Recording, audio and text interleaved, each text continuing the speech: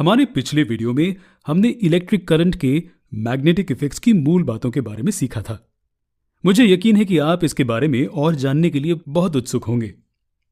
इसके बारे में अधिक जानने के लिए हमें एक मैग्नेट यानी कि चुंबक के बारे में थोड़ा पता होना चाहिए।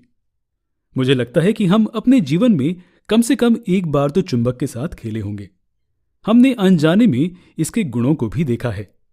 कभी कभी ये अन्य वस्तुओं को अट्रैक्ट करता है, कभी कभी ये कई चीजों को रिपेल करता है। ठीक है, बार मैग्नेट के बारे में थोड़ा और पढ़ते हैं।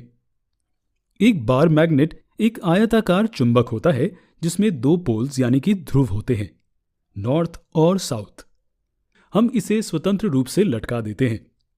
ये खुद को उत्तर दक्षिण दिशा में अलाइन कर लेगा। अब इसके पास एक और बार मैग्नेट लाते हैं।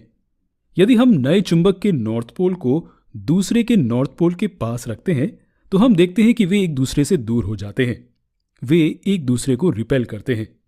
और अगर हम दूसरे चुंबक की दिशा बदलते हैं तो क्या होता है? हम देखते हैं कि दो चुंबक एक दूसरे की तरफ आते हैं। वे एक दूसरे को अट्रैक्ट करते हैं। यह दिखाता है कि लाइक पोल्स रिपेल करते हैं और अनलाइक पोल्स अट्रैक्ट करते हैं। अब सिर्फ एक चुंबक को लेते हैं, इसे एक मेज पर रखते हैं और इसके चारों ओर कुछ आयन फाइलिंग्स छिड़क देते हैं। आपने क्या देखा?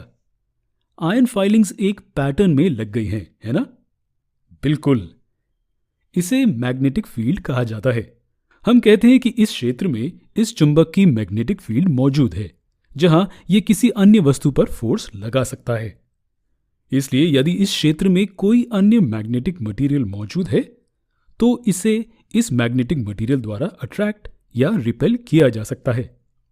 यह फोर्स हमें दिखाई नहीं देता, लेकिन पैटर्न हमें इसे समझने में मदद करता है। हाँ, पैटर्न। जिन रेखाओं के साथ ये फाइलिंग्स खुद को अलाइन करती हैं, वे मैग्नेटिक फील्ड लाइंस को दर्शाती हैं। ये दूसरी बात है जो ये पैटर्न हमें बताता है। मैग्नेटिक फील्ड में मैग्नीट्यूड और डायरेक्शन दोनों होते हैं। डायरेक्शन? हम क्यों कहते हैं कि इसकी एक डायरेक्शन है? चुंबक के बाहर मैग्नेटिक फील्ड की डायरेक्शन नॉर्थ से साउथ और चुंबक के अंदर साउथ से नॉर्थ की ओर होगी।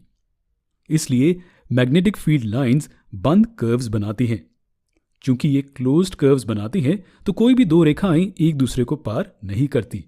और मैग्नीट्यूड का क्या? जहां फील्ड लाइंस ज्यादा पास होंगी वहां मैग्नेटिक फील्ड की स्ट्रेंथ भी ज्यादा होगी। इसलिए यदि हम फाइलिंग्स को देखें तो हम स्पष्ट रूप से देख सकते हैं कि पोल्स के पास मैग्नेटिक फील्ड की स्ट्रेंथ सबसे ज्यादा है। लेकिन क्या आपको लगता है कि यह केवल बार मैग्नेट्स पर लागू होता है? करंट ले जाने वाले कंडक्टर्स के बारे में क्या है जो टेम्पररी मैग्नेट बन जाते हैं? जवाब देखने के लिए अगले वीडियो पर जाएं।